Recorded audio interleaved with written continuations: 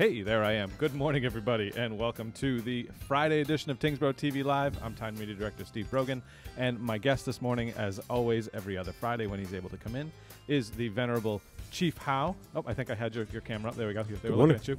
Good morning. So, got a whole bunch of stuff we're going to talk about. Let me kill that music real quick before I forget. There's actually quite a laundry list of things that I want to bring up. However, the chief is pressed for a little bit of time this morning, so we're going to chat briefly with him about what some different subjects going on with public safety, things going on in the community. Specifically, if you want to join the police force, there might be some opportunity in the next few months, so that's pretty cool. Also, the incident that happened over at the Pheasant Lane Mall in the parking garage, we'll talk about that and just some general safety tips and things to keep you aware so you're not hopefully caught off guard. Before I forget, I want to mention if you are watching this broadcast, you can watch it multiple places. Facebook on all the pages we shared across on YouTube. Where on both of those you can also chime in and ask questions, so feel free. There's quite a few people watching already. You can also watch this at tyngsboroughma.gov on our live video on demand and streaming. However, if you're trying to watch live right now, that is currently down. I'm working with the company to get that fixed, so hopefully within the next few hours I should have that up and running again. And you can also watch us on Comcast Channel 8 and Verizon Channel 29 here in the town of Tyngsborough. So multiple ways you can watch and take part and enjoy and everything else. So always fun to have you guys comment and ask questions and stuff during the show. So as I said, there's multiple things I want to talk about. I'm just quickly going to throw up the weather because everybody really is always curious about the weather for some reason. There's a lot of sunshine in that forecast, so that's pretty cool. Tonight we got some rain, or this afternoon rather, into the evening. So you know, deal with it. I guess it's rain. It is what it is. Bring an umbrella or deal raincoat. with it. Deal well, with that's it. mean, Steve. It's New England. Just wait 5 minutes and it'll be over. But there's a lot of sun in that forecast. It's just some cool days. Otherwise, so it looks like 30s and sub, but sunny. So I'll take that any day of the week. I'll tell you that right now. So, anyways, that's the weather. So while I have you here, so what's going on in the department lately? Let's just catch up quickly. Well, we're in budget season, as everyone is preparing for the next fiscal year. Good times, good times. It's it's a robust process. Everybody goes through the same thing, and we need to articulate our needs, and there's a difference between wants and needs, and so it's a good process. Everybody works together well. The town administrator's office and the multiple offices and the Board of Selectmen and the various stakeholders that all are part of the process. So we obviously one of our biggest focuses over the last year to two and moving forward is the school resource officer program. We are potentially going to be expanding that once again with an additional position in the Lowell Vocational School. So another on top of what we've already got? Yes, another partial position. That's impressive because we've already got 3 new SROs. Well, yeah, well, we have 3 full-time, but we have 1 full-time in each school system, the Voc School, one in the Tyngsborough High School, and we have Sergeant Manning who kind of splits his time between various schools. So we'll be integrating Innovation Academy and additional in the vocational school. Assuming that funding gets approved by the schools, we're working with them right now. I'll be going in front of the board as well to discuss in more detail once we know more. But there's been an initial letter of interest sent to me after discussions, and so the schools essentially are taking on the salary portion of that. Excellent. So it's a win-win typically for the town. The Board of Selectmen has been incredibly supportive of it as we've moved with this new process over the last year to 2 years. We've gone from 1 to 3 full-time school resource officers. So we'd be looking at essentially adding another partial position, so 3 3/4 position. That's fantastic. So that's a really good thing. And the other part is we're anticipating right now probably at least 3 full-time officers retiring. And over the next 6 months, which for our size department, it's significant. So we'll be looking at our reserve officers, obviously, we have on staff, as well as looking at full-time certified officers, potentially outside. In an example given, in July we hired Officer Bethany Bonzar from another department, and she's been phenomenal, a great pickup for our town and our police department. And obviously coming full-time certified and experienced is a significant gain for us, and she's doing a great job. Very happy. and so we're looking potentially at trying to draw more people like that, as well as applying to the department. So, in a term of cost sense, do you favor people who are already in police work as opposed to people who are out? And I don't mean favor like, you're not going to hire one over the other, but in terms of the cost, because there is a cost associated with somebody who's fresh off the street. There is. So to be clear, to start off, we have a reserve program that's very robust that I completely support. As a non-civil service town, which I am very grateful for, we get the opportunity, unlike some civil service towns who basically get told who they're going to hire, we control that process. Excellent. And our our reserve program, which was started under Chief Mulligan, and I strongly support and will keep moving it forward. We get the opportunity, unique opportunity, to typically see our officers for a minimum of 2 to 3 years before we hire them full time. We have had some additional hires recently, so that does change every now and then, and maybe we get a year in before. But we're getting the opportunity to see these people, to find out who they are. It's one thing to interview somebody for a job for an hour, and maybe interview them a second time, and maybe run some background checks. But when you see someone work over a period of time, you really get to know them. I agree. We've been very successful. We've had some really, really strong hires from that program. We'll continue to do that. Some of our reserves, our minimum qualification to get hired as a reserve is they have to have gone through the Reserve Police Academy, which is, I'm guessing, it's roughly 26 weeks now, but it's part-time. Okay. Most of these people that come in as reserve officers already have other full-time jobs. We also have officers that come in that take our reserve testing, and we've ended up hiring that have put themselves through. They're self-sponsors, and they're full-time certified. So, I'd be lying to say they didn't have a distinct advantage as long as everything being even, and then they're performing equally or better than everybody else. Having that full-time certification is a significant savings for our town. We lose when we send somebody away. So if you come in and we like you, and we decide to hire you as a reserve officer, and you've gone through the Reserve Academy, part-time academy, and you're gonna put your junior police sticker on. I like it, Steve. There we go. I don't know if you can see that on camera. There you go, junior police. There we go, right there. No, I don't want a job. Well. It like does, that. doesn't it? So if we hire you as a reserve officer, but you're reserve certified only, part-time certified. So we go through a process. We have an opening for a full-time position. You're a number one pick. We're going to pick you. Okay. So we offer you the full-time position. Despite having other people that are full-time certified, we feel that you're the best qualified right now at this moment. We have to send you off to a police academy. You're gone for 26 weeks. Right. Okay. The town is paying your full salary while you're gone. They get full salary while they're there. Yes. Well, they're okay. hired. So the difference is that we're bringing in people for reserve program that have been self-sponsored. They've already put themselves through the academy at their expense. That's first of all, I give people a lot of credit right off the bat for their work ethic and their ability to. It's tough to do. Number one, you have to have the ability to do it, schedule-wise, etc. Some people have careers and just can't do it. So you don't hold it against anybody that doesn't. But somebody that does is taking the initiative. It's a huge commitment on their own to do that. Do we know what the cost is for Academy? Well, I can tell you what our cost is. Our cost, for example, right off the bat, it's a $3,500 tuition payment. Okay. It's $3,000 in equipment, uniforms, books. Oh, wow. That we have to purchase for the officer. So that you're at $6,500 right there. Now you're paying the officer for 26 weeks, half a year, to be gone. So that salary for somebody who's gone, who's not on the street, who's not covering a shift, is gone. So half the salary. It's upwards of it's close to $50,000. Wow! Is for our total cost to send someone. Geez, so the salary on top of all that. So there's a huge commitment, and not to say it's well worth it when you get a good officer who you hire. And again, just because somebody comes in full-time certified does not mean that they're going to be the number one pick. It's going to be based on who is best right now for this position. It always has to be. But with that said, it's a huge savings. And we were very fortunate last year.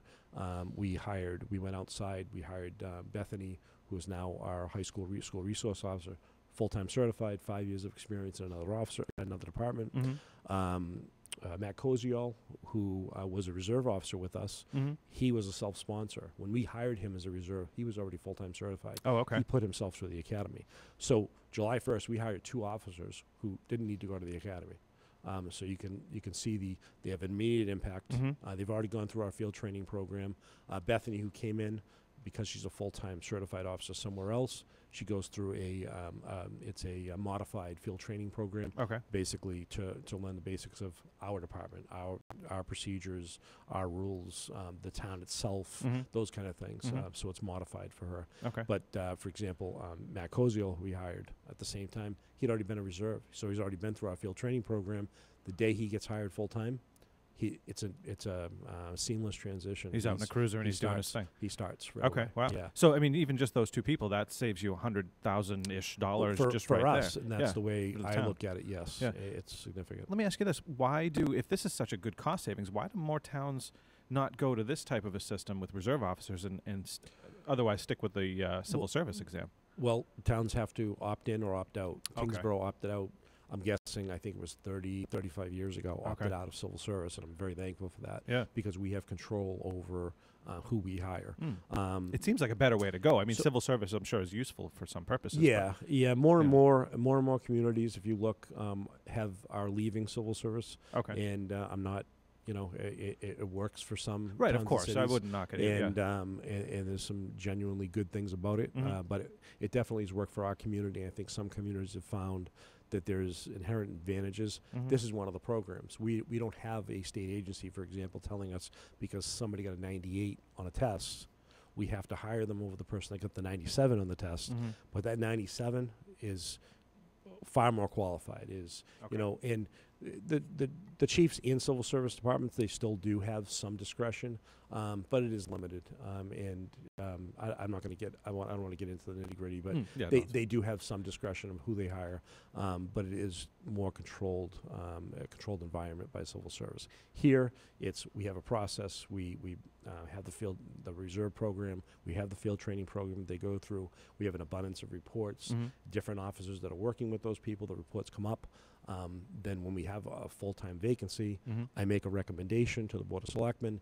This is who we want to hire. This is based on this. So it's a much more seamless transition. Interesting. Sounds like a win-win all around for the town. You get the person really you want, and the town can potentially save a bunch of money. Or, I mean, if you have to send them to the academy, obviously there's that as well. Yeah, and that's okay. And absolutely. And not everybody can put themselves to the full-time academy. So that's okay. We have some great people in the program that we've hired in the last 7-8 years, last 6 while I've been chief, that have not been full-time certified, and they're phenomenal officers and well worth it. Do you find people who are trying to get into the police work, they're generally on the younger age in that spectrum, or do you get people who are like, say, midlife, like me, looking for a career change or something? 60s, 70s. By the way, I'm 39. My birthday was just this week, so 39 forever. Show you, Steve. Do I look old? You got to shave the beard. It's the beard. A couple days, maybe. Yeah. Well, I mean, that's a good question. So I think that I will say it's a young man's job, especially the officers that are on the street every day. There's no question about that. As I get up there, I realize that more and more. And being the police chief, and I'm not on the street every day, and I'm not answering the calls and everything else. It's certainly a young man's job, but I do find that there's a balance there. Hiring somebody that's too young or doesn't have the maturity level. As you know, everybody matures at a different level. Yeah. So you could hire a 23-year-old that's much more mature than a 30-something-year-old. I do find that hiring people that are a little bit more settled, typically family people, potentially have a family or want to have a family and are kind of settled, maybe upper 20s, lower 30s. It seems to be a really good age, maturity-wise. Interesting. I think sometimes you can hire a little bit too young, but that nothing fits. There's no one rule that fits everything. As you Everybody's different. Everybody's different, and we've hired a couple young men recently that are young, and they've been phenomenal so far. So you don't know, but you very much try to hire, especially in this industry, people that you feel that you can train almost anybody, but you can't train people to be good people. You can't train people to have empathy. You can't train people to have common sense. And boy, I sure wish we could, though. I'll tell you. Yeah, at least on the common sense I mean, we all know that. You, no, I you know. can't. You can't. It's hard to train people not to be a toxic person. Yeah, true. And so that's obviously what you're trying to avoid as an employer, and hiring those people. So having a reserve program, having the ability to hire, and basically we're monitoring, and we have a process in place. I could even very briefly go into the process, but it's very well done, where we're getting a really good idea of what we have early on. Our process is we have multiple field training officers. We have a Sergeant, Bob Cody, who's in charge of the field training program now. That was Deputy Woods. Prior to that, it was Lieutenant Rich Howe, many years before that. So as a supervisor, he schedules the reserve officers or the officers being trained to multiple field training officers over a 12-week period. Monthly, there's reports due. Those reports are sent up to the Deputy Chief on how they're doing. Not everybody gets a trophy. Okay. So we need to know if they're doing well or they're not. And if somebody is not doing well and they're not meeting standards, we give them chance to obviously fix that. But over time, if we're unable to fix that through remedial training, then we have to take another step. But typically, we can fix any areas that are weak, et cetera. That's part of the program. It goes up, and those people eventually finish the field training program, which, by the way, when I came in, it was 160 hours. It's now 360 hours of training. Wow, that's a good long time. Hours. It is, but you're talking about reserve officers that now are able to go out in a cruiser solo and work as no different than a full-time police officer. Okay. So it's the significant liability in a police officer's position as it is. So you got to make sure that training is done correctly. That makes sense. Yeah. Do you find that with people who are wanting to get into police work, do you get a lot of like former military, active military, reservists and such? Sure, we do. Yeah. We get a lot of people from corrections as well. Oh, okay. And military background, etc. That's one of the things with civil service. There's a preference, for example, military and those things. Right, that was kind of why I asked which can be a very good thing. But again, it's that control issue of being able to just hire, whoever the best person is for the job at a particular time. I think it's crucial. Yeah. I was the first. I'm not hiding it that we were very happy to be able to hire another female officer. We don't get enough female applicants. That's been one of the issues. It's not a matter of wanting to hire females. It's we don't get enough applicants. Okay. And Bethany wasn't hired because she was female. She was hired because she was the best candidate that we had going through the process. And but we benefit by getting another female officer. And would civil service have forced you to hire a female over a male? I don't know, because you're trying to fill a quota or something? Potentially there's things built into the system. I don't know enough about that system, but there are quotas that need to be filled, and there are things that you have to meet, and so potentially, I don't know. Luckily, we don't have to deal with that. No, so you get to pick the best candidate in your eyes, which is probably, to me that makes more sense because, like you said, you're seeing these people in the reserve program for a number of years possibly. They've gone through the academy on their own, so which is good. And as the town continues to grow, I think it's more and more important that we're hiring a department that represents our community as well, and you want it to represent not only the community, but there's got to be a good fit for the department, and you're hiring people that are qualified, and you can have all the degrees on the wall that you can have 10 degrees on the wall, but if you're not a good person, if you're not, there's some basics missing, you're not going to be a good police officer. Those things don't mean you have common sense and some of the other dealing things with that the public. Part of this job is our officers are expected to be, they're expected to be social service person at the same time. They're expected to be a law enforcement. At the same time, they're expected to do multiple things, to have empathy. At the same time, they're expected to be strong and to take action when necessary, and to use discretion and to use restraint. So there's multiple things that go into that job and into that fold. It's not for everybody. It's not an easy job, that's for sure. It's not for everybody, that's all. And there's a lot of jobs that are very difficult, and everybody doesn't fit everything, and I think it's important on administrators to choose the right people. This is the most important, the most critical thing that we can do is hire the right people. Because typically, if you hire somebody, I mean, they're here 30 years. 32 years. Right, yeah. So yeah, you're stuck with them at that point. It's very, very important. Yeah, yes. And not to forget, too, that, and we've chatted about this many times, that you're under a microscope. When you put on that uniform and put on that badge, everybody is watching every action you make, and they're there with phones, pointing phones at you, you know, and all that stuff, recording video. So you have to be, like you said, you have to make sure you pick the right people and have the people that have the right skills to do the job. Yep. So if you're interested in maybe getting into police work, now might be your opportunity. There's a few openings, or will be rather. Will be. So I highly encourage people to send in their resume, letter of, cover letter to Deputy Chief Woods. And we'll put you on that list, and as we move forward, Junior Officer Brogan here will be applying soon. No, I'm just kidding. I like my job. You're doing great where you are. Thank you. How many sworn officers are we up to now? We have 27. 27. Okay. 3 are in the schools, school resource officers, and but that's 27, including the chief.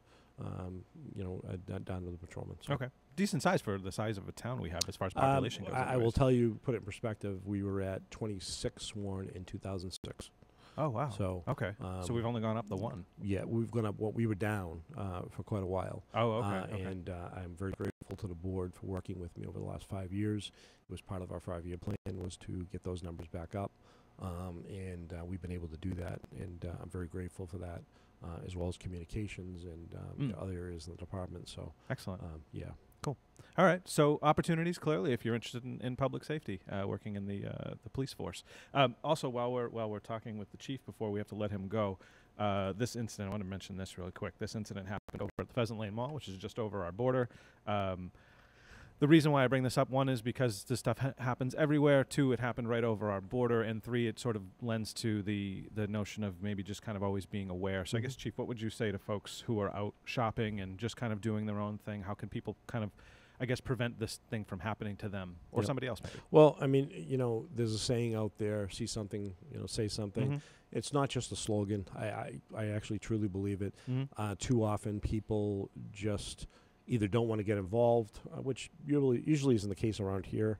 Our residents are very much involved, but or they call later and say, I kind of thought that maybe that guy was suspicious, but I didn't call, and a house ends up getting broken into. Yep. It's so frustrating because if they had just made the call, we would have been there within a minute or two. Yeah. I just say, you should be, obviously your family as well. Just be aware of your surroundings. Shouldn't be paranoid. Don't walk around. We're still a free society, and it's a terrible thing to lose that feeling of safety and comfort. But we all have to be aware of our surroundings. We have to be aware that the world we live in does contain some folks that are not doing good things. Most of us are, and just be aware of your surroundings. If you see something suspicious, there's no harm in calling. There's no harm in calling, having the police check it out. And if everything's good, and everybody's on their way.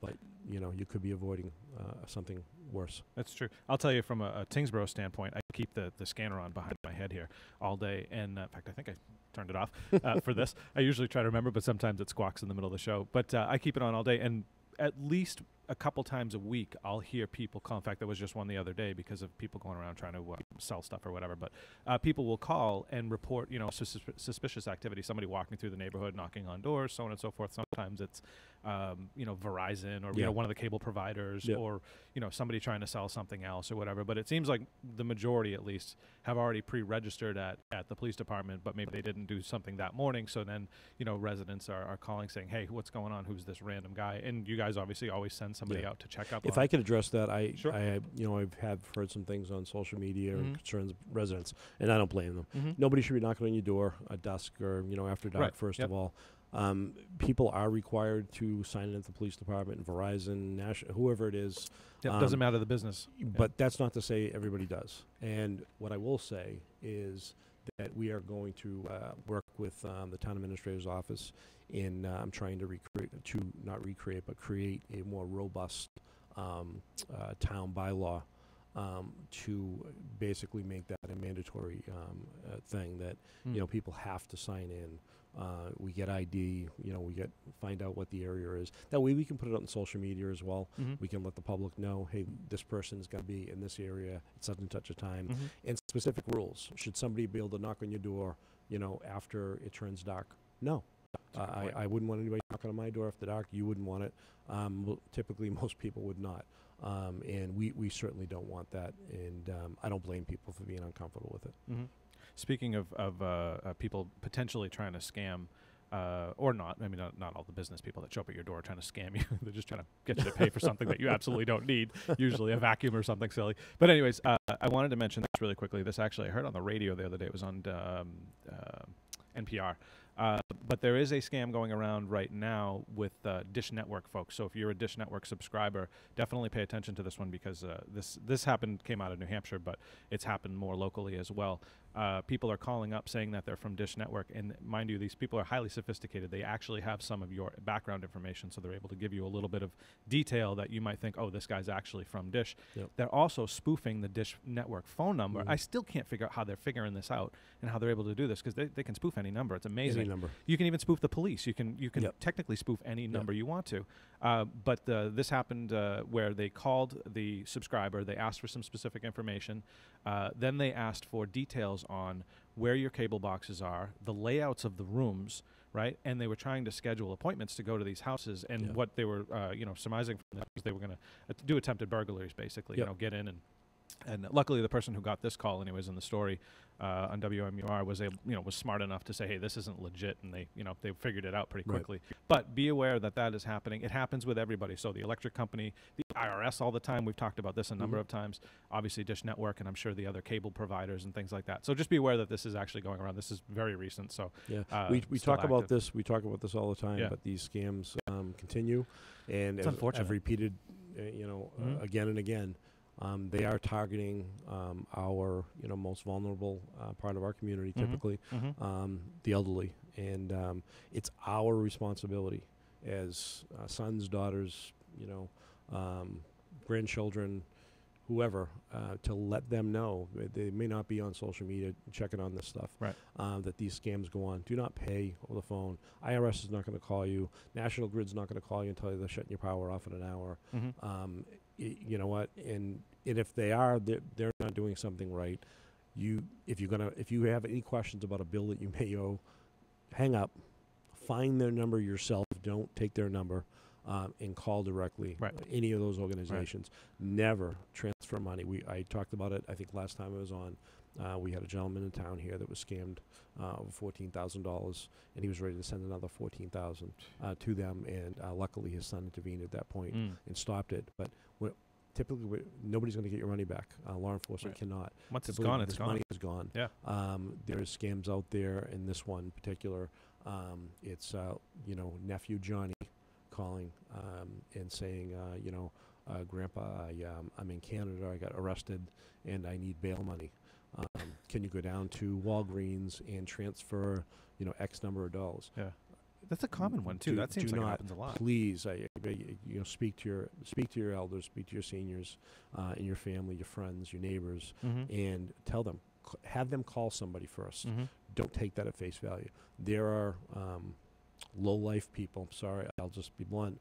That do this, and they do it on a daily basis, and they take advantage of people, and they rip people off. And this is what they do. This is how they make their living.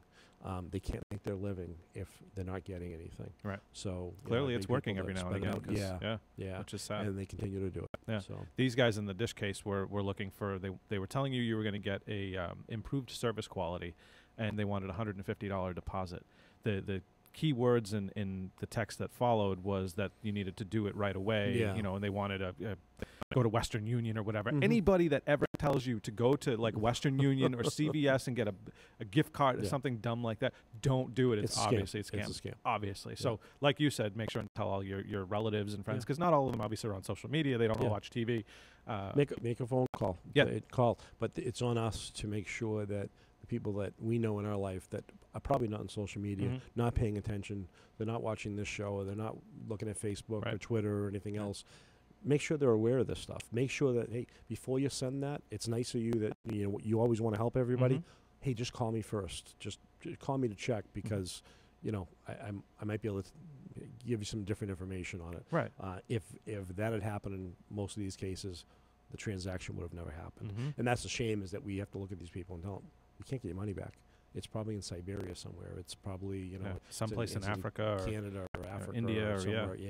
They seem to do this a lot from foreign countries. Yes.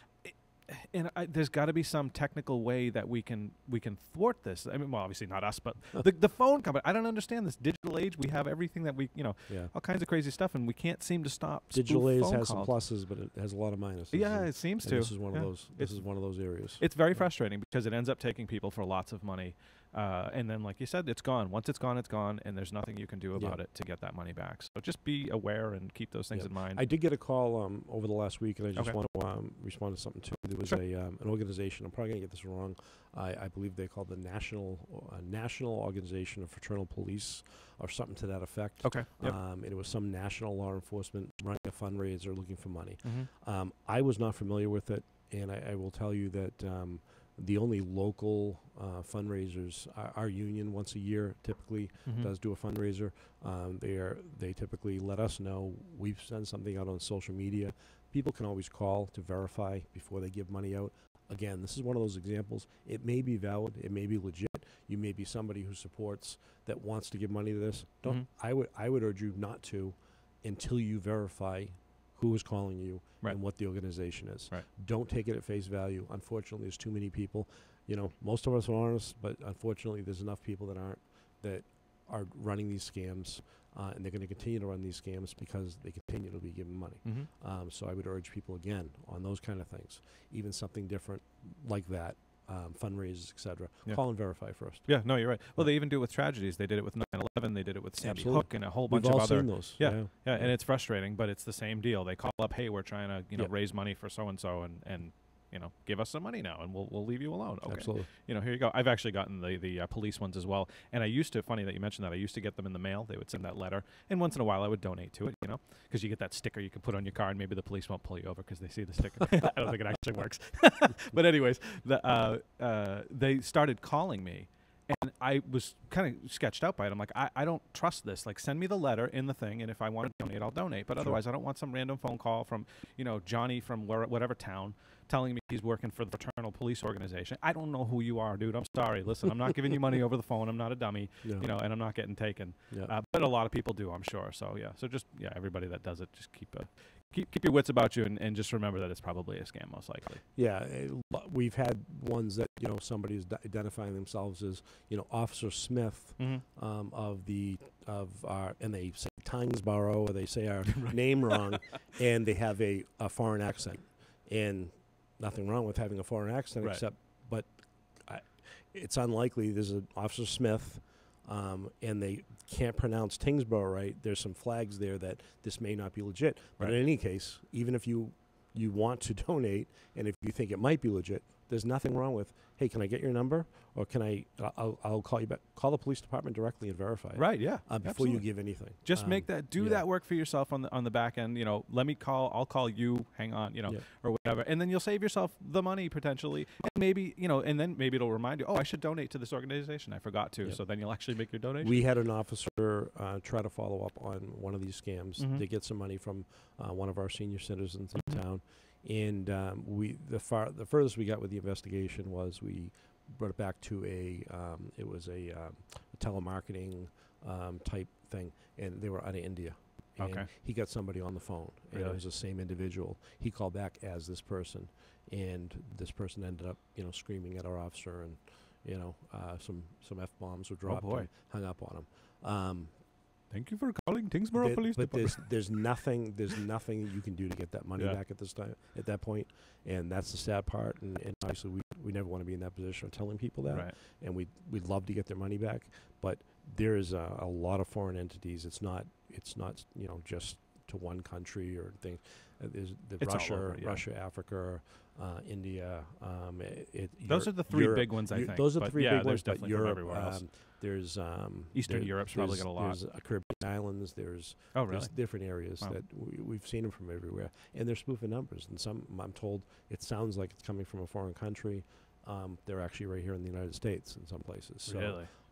I know that I think a year or two ago there was a large raid in India, and several hundred people were arrested for the IRS tax scam. Oh, really? But I think they're back up and running again. So, Because they clearly they were making money at it, so they're going to go right they back. are to making money yeah. at it because people are sending it. Yeah. And that they're meeting their qualification, which is that they want to scare people, and people are scared and tend to say, okay, what do I need to do to fix this? Yeah. And they run down to Walgreens or whatever it is and get their green, the green dot transfer, and it's done. It's gone.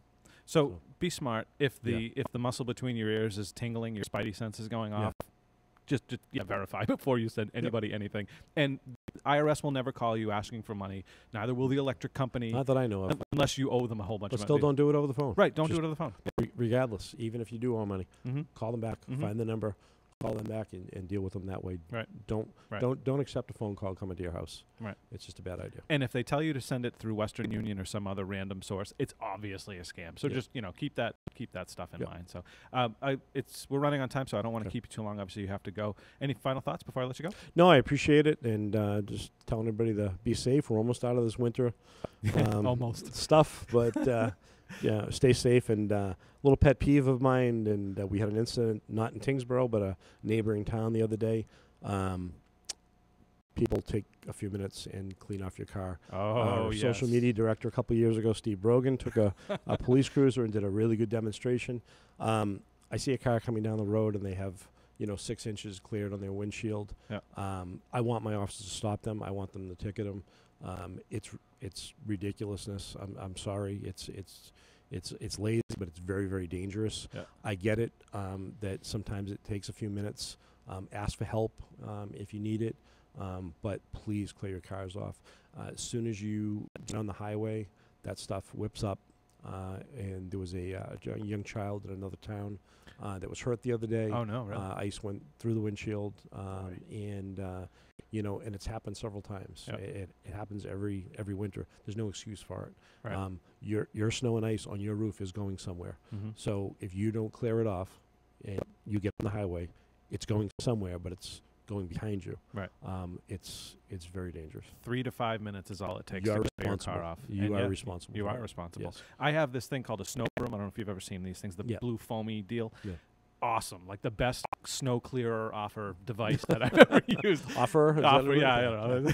I made that up. I got you. You know what I mean? Yeah. It's awesome. It's literally like 18 inches wide, and you can do your whole car in about 2 minutes. I mean, really, you can clean it off, unless it's frozen on there like it's been the last couple storms. But anyways, good advice. Clean your cars off. Hey, It'll save somebody else's life. Yeah, and if you need some help, ask for help. And so good. Absolutely. So police are watching. Good to know. We'll have to recycle that video. I'll find it and that was a good video. You was pretty good. Share that one. Yeah. I like that one. That was pretty one funny. of my favorites. Yeah, I still laugh when what was it, Officer Leach, when I did the Blues Brothers line, and he just looked at me like total deer in headlights, like he had no idea what I just said. Yeah, you're a little old for that. I guess so. Oh well. I know what you meant. Right. Yeah. Thank you, Chief, for your time. You're welcome. Appreciate it. And any questions, obviously, for the Chief, feel free to call the department. 978-649-7504 is the business line, so you can reach out to them. Good number to keep stored in your phone, by the way, too, because if it's not an emergency, you don't want to call 911 for something. You can call the business line and get your information in there. Once you call, you're going to get an automated directory, and if you hit 0, it's going to go right to dispatch. Or you wait for the directory, and we have multiple lines. We've had the new system, the phone system, in for probably 5 years now. So occasionally I'll get a strange phone call from somebody that's looking for dispatch. But just hit 0 after you dial, and you'll get right through them. If you get the Chief's desks, he's probably busy. He's doing something, but yeah. Thank you, everyone. Stay safe. You're welcome. All right, thanks, Chief. Thank you. While the Chief clears out, I just want to quickly catch everybody up. So you're watching Tyngsborough TV Live. This is our Friday edition, the Friday wrap-up. You can watch this show on multiple places: Facebook, YouTube, TyngsboroughMA.gov, and at Verizon and Comcast, Verizon 29, Comcast Channel 8. So lots of places and ways you can watch. You can also chime in and ask questions or just make comments on the Facebook and YouTube streams, which I actually haven't looked at the YouTube one, but you can definitely watch on, or rather, watching Facebook, but people are just watching, so clearly it's interesting, I guess. So that's always cool. So I got a bunch of news I wanted to throw at you guys before I get any further. So first of all, elections are coming up. If you are interested in running for elected office here in town, there are a number of seats on different boards that are open. I'll go through the list really quickly. So there is one on the selectmen, one on the assessors, one on the Board of Health, two on the Board of Health because there was a recent vacancy. Cemetery Commissioner, there's one. Finance Committee, there's two. Library Trustees, there's two seats. Housing Authority, there's a seat. Planning Board, there's one seat. School Committee, there's 2 seats. And 2 seats on Sewer Commission, 1 2-year and 1 3-year position. So most of these are 3-year appointments except for Housing Authority and Planning Board. Those are 5 years. And one of the Sewer Commission is a 2-year. So lots of opportunity if you're interested in getting into elected office here in the town of Tyngsborough, which I'll say this over and over again. It is the best place if you want to make a difference in your town and in your life. This is where the rubber really meets the road, is at local government. Stuff happens at the federal level, but that's usually things that are well beyond our control, let's say, and much higher level than actually ends up affecting us. But local government, it's your trash pickup, it's your police, it's your fire, it's your school system, all that stuff. There's lots of things that happen on the local level that, well, everything happens at the local level, right? So that's where you can make a difference. So if you're interested, always a good way to get involved. If you are interested, you need to pull your papers by March 22nd. Have them pulled by, and then get your 50 signatures, and then have them, they're due back by March 26th. So you can pull your papers anytime between now and the 22nd. They have to be back by the 26th with your 50 signatures. So that's how you do it. Also, from the tax office, the first round of excise taxes went out. You guys probably already saw those in your bill, or rather in your mail. They went out on February 8th, and they're due back on March 11th. So get them back by March 11th. Otherwise, you have to pay the late fee. Hate paying those late fees. Never a good time. I always try to make sure to get mine in as quickly as I can so I don't have to do that. Also coming out of the rec department, the Shamrock Ball is coming up on March 16th from 6 to 8 p.m. over at TES. It's a father-daughter dance, so if that's interesting to you, then definitely get on TyngsboroughRec.com. In fact, I'll put their website up real quick so you can take a look. All their stuff is on TyngsboroughRec.com. You can get that. Also, Allison out of the rec department is going to be doing a movie night over at Old Town Hall at 7 p.m. on March 1st, and they're going to screen, there we go, Mary Poppins Returns. So you'll be able to watch the new Mary Poppins movie, which is pretty cool. I liked the original myself. Hopefully they keep to the whole original theme of Mary Poppins. Should be pretty interesting to see, though. Also, the Rain Barrel program is going on, so it's through the GreatAmericanRainBarrel.com, which I also have their website somewhere, I think. There we go. So if you're interested in a rain barrel, really cool program. You get it at a discounted price. You can pick colors and all that kind of stuff of the barrels. The pickups will be done at the health fair. That's going to be happening on April 6th from 10 to 12 p.m. So you can get a rain barrel. Very cool. Also, obviously that day is the health fair done by the Board of Health. There are some vendor spots still open. I just shared a post a little bit ago about the health fair and to alert people that it's happening. But if you are a vendor and are interested in taking part in the health fair, man, I can't talk today. This show brought to you by caffeinated beverages and all the people who make them. Thank you very much. Trying to talk and I'm going too fast, I think. But yeah, so the health fair still has some openings if you're a vendor and you're interested. That, again, is on April 6th. And then coming up, so you'll want to mark your calendars for this if you are a resident, yard waste pickup, the curbside yard waste pickup is on May 10th and May 24th. So get your stuff ready, mark your calendars for that, and be ready to get that stuff out onto the street. The usual rules apply, nothing over so many inches and so on and so forth. All the information on that can be found at tyngsboroughma.gov on the Board of Health page, on their page. And also on June 1st is Household Hazardous Waste Day. That's always over at the Tyngsborough Highway Department. There's a list again on the Board of Health page of all the things that you can and cannot bring. It's pretty much everything. There's quite a bit on that list. But yeah, you can bring all the stuff that you can't throw out in the trash otherwise, mercury and car tires and TVs and all that fun stuff. So there's usually quite a bit of that stuff that people we tend to hold on to because we don't know what else to do with it. So yeah, Household Hazardous Waste Day is coming up. And then the Board of Health, as I mentioned in the election bit, Board of Health has a vacancy they're looking to fill in the interim until elections happen for a position that was recently vacated on the Board of Health. So if you are interested and would like to maybe see what the Board of Health is like, that might be a good opportunity to get onto a get onto a board and then see if you like it. Try it on. So very cool. Also on the town's website, if you go to tyngsboroughma.gov, there's a bunch of stuff on, a bunch of news on the homepage. I'll scroll down just so you can see it. So there's a new job posting for an Old Town Hall. What are they calling it? Old Town Hall host. There's also still a position open for the sewer department for a technician. So that's on there as well. You can find that in the news section. The surplus auction is happening. There's a few vehicles that are coming up for auction. Some trucks from the highway department and one from the sewer department as well. Those are happening. So that's if you're interested in any surplus vehicles, you have a need for something, maybe a farm vehicle or some type of beater of some type. Then yeah, that's happening as well. And also on Saturday, this Saturday coming at 9 a.m. here at the Tyngsborough Public Library is Representative Colleen Gary. She's going to be doing some office hours at 9 a.m. So if you're interested in talking with her, maybe bringing up some issues you have, that is a great place to do that and reach out to her and actually, talk to her directly. I know from personal experience, sometimes not with her specifically, but with just people in general, when you're trying to talk through email or text message or, whatever, it's kind of hard sometimes to convey things. So being able to do that in person is definitely a nice way to do it. And Colleen does this on a regular basis. I believe she does this once a month, if I remember right. I'll have to double check on that one, but I'm pretty sure it's once a month. So if you did want to meet with Representative Gary, that is going to be an opportunity this Saturday at 9 a.m. at Tyngsborough Public Library. So just right over there in the library building. So I think I whipped through that really fast. Wow. I just want to get back to this. I forgot to ask the chief this about that story, the assault over at the mall garage at the Pheasant Lane Mall. They, as far as I know, and as far as the chief had known, they have not caught this guy yet, so he is still out there. Again, this was at the Pheasant Lane Mall garage. I'm not sure which one exactly, which garage. There's a bunch of them there, a bunch of spots there. But yeah, that happened over at the mall garage. But yeah, they haven't caught the guy yet, so that's kind of why we were talking about. Just be careful, mind yourself, know where you are, know your surroundings and people that are around you and stuff. You definitely don't want to get caught off guard and have some, for lack of a better word, some dummy trying to assault you. So yeah. Also, this was brought up to me by one of our firefighters, Mr. John Pelletier. Thank you very much for mentioning this.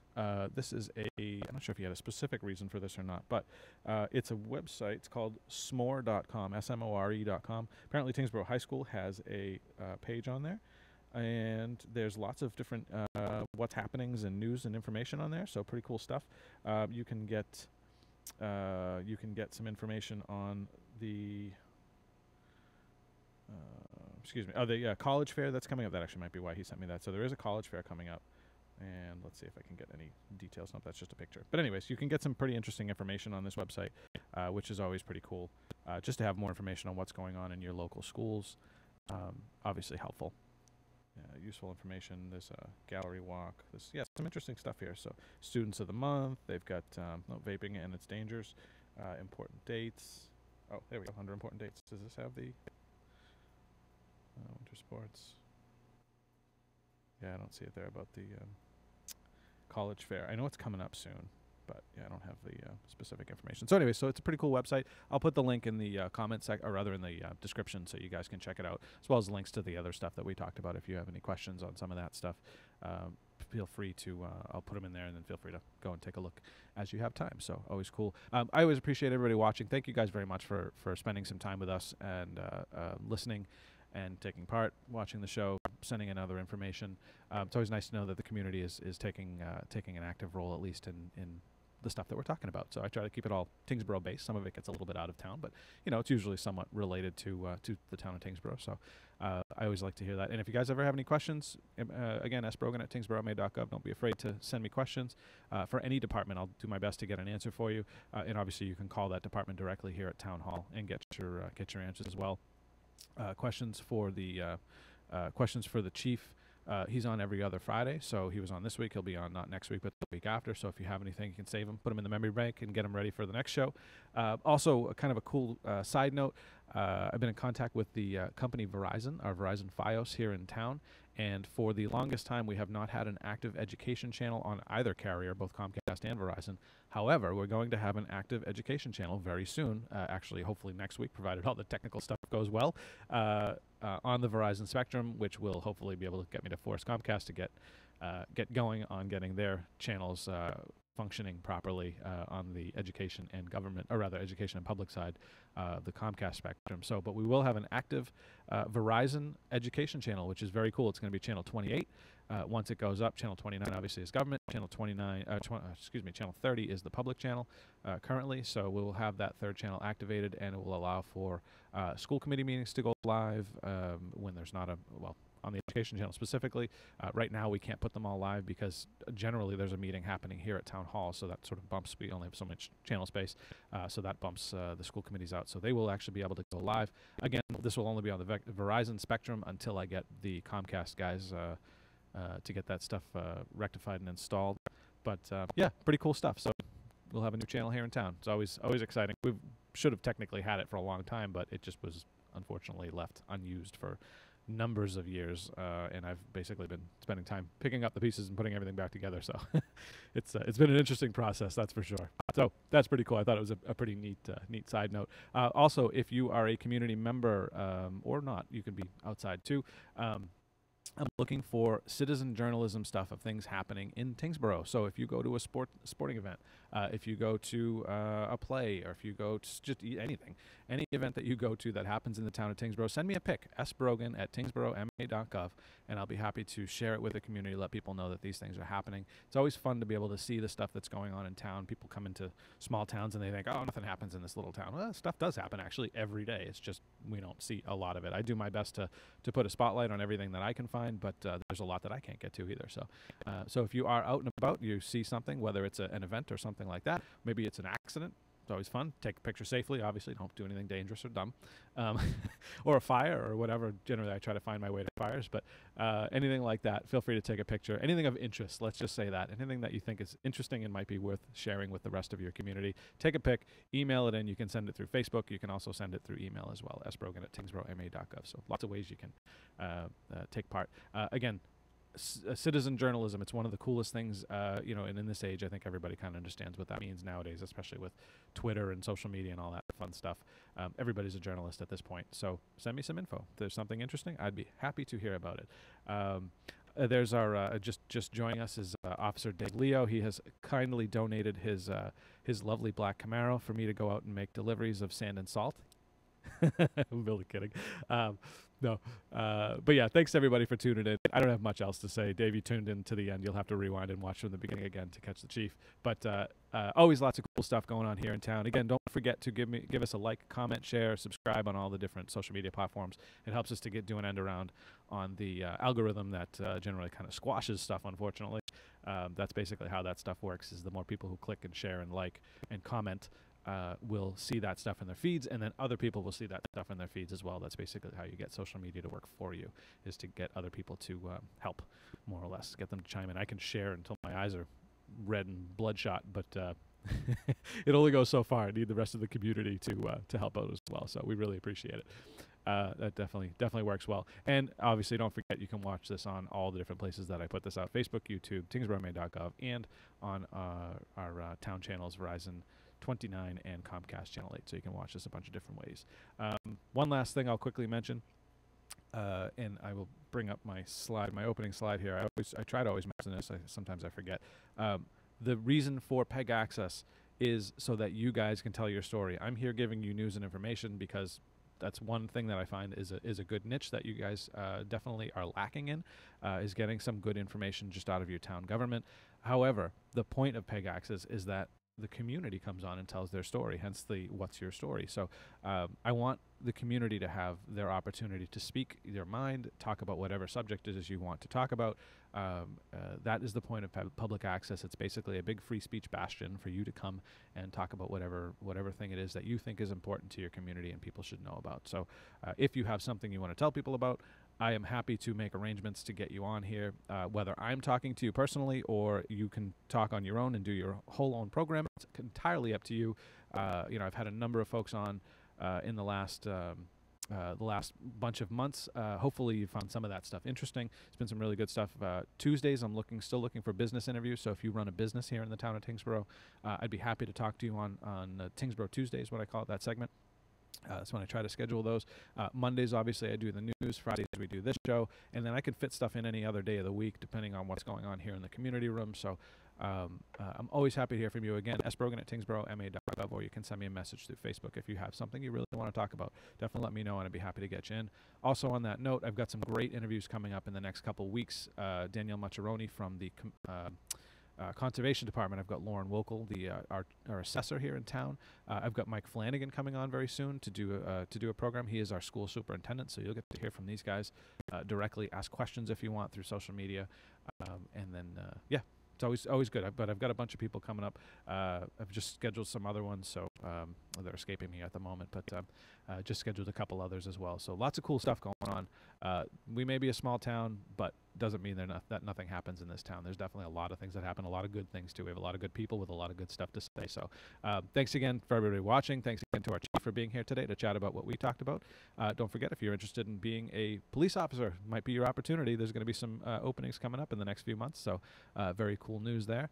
And with that said, folks, I hope you guys have a great weekend. I know the weather's not going to be the greatest today, but that doesn't mean that the fun has to stop. So I'll quickly throw up the weather one more time. There's a whole lot of sunshine after today, so I promise you. It's just on National Weather Service. You can see all those little blue spots with the sun up in the top left corner there. Hopefully you can see that anyways.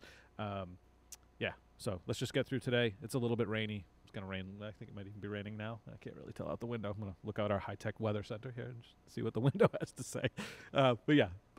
Crummy day today, but otherwise the rest of the week is going to be gorgeous. Just a little cool, that's all. So that's it. I hope you guys have a good one. And that's all I got, guys. Again, questions, sbrogan@tyngsborough.gov. Don't forget, like, comment, share, subscribe. And that's it. Take it easy, everybody. I'll see you next week, but not on Monday because we will be closed because of the holiday. So I'll see you guys later on in the week with maybe a Tuesday news or something to that effect. So take it easy, everybody. Have a good one. Bye.